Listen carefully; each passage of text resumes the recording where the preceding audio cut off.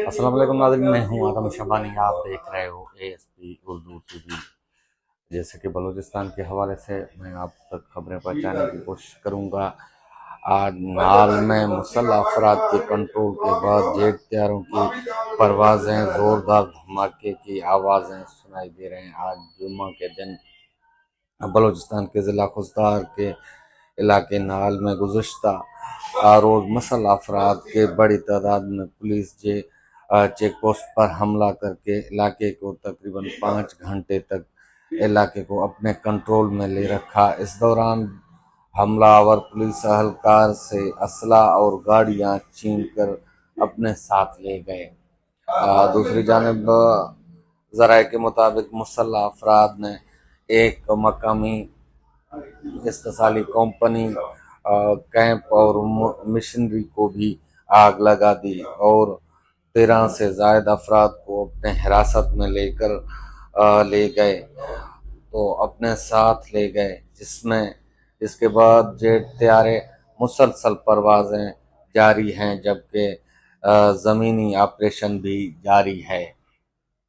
आईनी शवाहिदीन के मुताबिक नाल और इसके गिरदोनवा में सुबह से जेट तैयारे की आवाज़ें सुनाई दे रही हैं। ज़राए का कहना है कि सोलगर, दराज, कोर और शाशान के दरमियानी पहाड़ी सिलसिलों में फ़िज़ाई गश्त जारी है, जबकि अभी कुछ देर कबल शाशान के पहाड़ी में एक ज़ोरदार धमाके की आवाज़ें सुनाई दी गई हैं। इब्तदाई इत्तला के मुताबिक इलाके में शेलिंग की भी इत्तला मिली है, ताहम अभी तक किसी नुकसान की तस्दीक नहीं हो सकी। नाल कंट्रोल के जिम्मेदार ताहाल किसी तंजीम ने कबूल नहीं किया।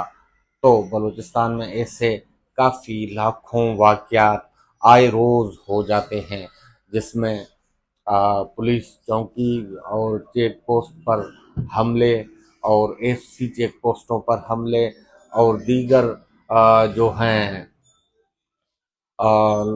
आए रोज़ शहरों में हमले और दीगर सरकारी इमारतों पे हमले, जैसे कि बैंक और दीगर थाना या सरकारी कोई भी इमारत हो, उस पे आए रोज़ BLA के धमाके जारी हैं।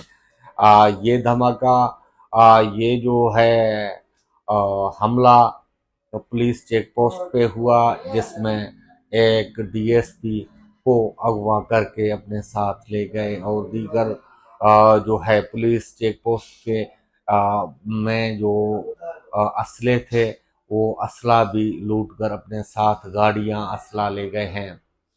ऐसे कई वाक़यात आए रोज़ पेश आते हैं, लेकिन हुकूमत की तरफ से कोई ऐसा अमली इक़दामात नहीं किया जाता है कि अवाम को जानो माल और दीगर सरकारी इमारतें, सरकारी इमलाक की हिफाजत की जाए।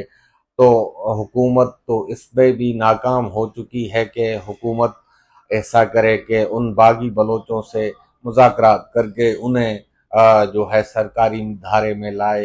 हुकूमत इसमें भी नाकाम हो चुकी है कि हुकूमत ने आज जो है बड़ा क्रैकडाउन अभी शुरू किया है कि जो सियासी तंजीमें हैं बलूचिस्तान के, उस सियासी तंजीमों को भी 4th शेड्यूल में उनका नाम देना और खवातीन कारकुनान और सियासी का खवातीनों के 34 से जायद, जिसमें समीदीन बलोच भी शामिल है, उनके नाम 4th शेड्यूल में लाकर डालकर उन्हें पाबंदे सलासल बना दिया। 4th शेड्यूल का मकसद ये है कि और बैनुल अक़वामी ट्रेवल और अपने डिस्ट्रिक्ट से दूसरे डिस्ट्रिक्ट जाने पर पाबंदी आयद होती है। ऐसे जो हैं सरगर्म और सियासी कारकुनान, सियासी जो हैं लीडर खवातीन 34 से जायद हैं, जिन पर जो है जिनका नाम 4th शेड्यूल में डाला गया है। तो बलूचिस्तान में ये आग तेज़ी से फैलता जा रहा है और एक तरफ BLA के कारिंदे जो हैं शहरों में हमला करने आते हैं, दूसरी जानब जो है तो हमारे FC के जो हैं हमले, शेलिंग और लोगों को लापता करना और उनको जो है उठाना घरों से, फिर उनकी मशकशुदा लाशें देना, ये सिलसिला दोनों तरफ से जोर पकड़ता हुआ आ रहा है। जैसे कि एक तरफ से कोई हो तो बात भी ठीक है, हुकूमत की जानिब से अपने ऑपरेशन को तेजी से जारी करते हुए आ रहा है, लेकिन बीएलए के तरफ से भी हमला तेजी से करते हुए आ रहे हैं।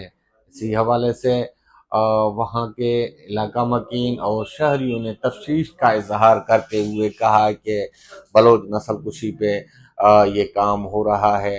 ना तो हुकूमत को चाहिए कि इन सब बलोचों और सियासी नाराज बलोचों के साथ बैठकर अमली मुज़ाकरात का रास्ता निकाला जाए, ताकि जो है खुलकर लोग जो छोटे मोटे मुतालबात हैं उनकी मानकर जो हैं उनको कौमी धारे में शामिल किया जाता है।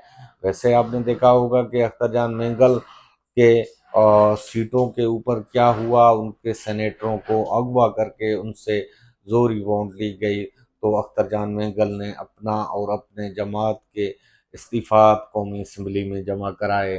तो ऐसे कई सियासी रहनुमा हैं जो अभी इस सियासत और इस निज़ाम से बागी हो चुके हैं, इसके खिलाफ उठ खड़े हुए हैं। लोग जो है अभी इस सियासत पर यकीन नहीं रखते, इस हुकूमत पर यकीन नहीं रखते।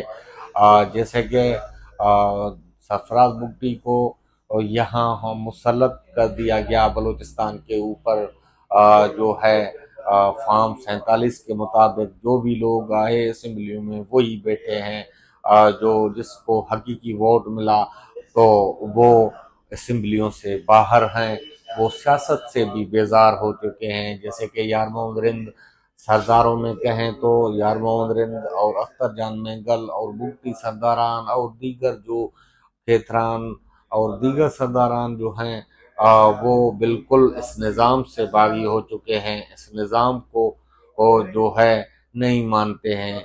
उन्होंने और रास्ते अख्तियार कर लिए हैं।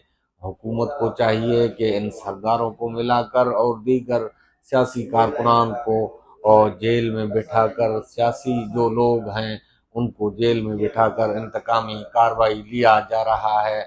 जैसे कि डॉक्टर माहिर बलोच और बीवाईसी दीगर बीएनपी मैंगल के काफ़ी जो हैं लोग अभी तक नाजायज़ जेल भुगत रहे हैं और जेलों से उनकी रिहाई भी ना होती है, और ना ही कोई उनकी केस सुना जाता है, ना ही उनकी सुनवाई हो जाती है। मुझे दीजिए इजाज़त अपने मेज़बान आदम शंबानी को, फिर मिलेंगे अगले व्लॉग में। तब तक के लिए अल्लाह हाफ़िज़।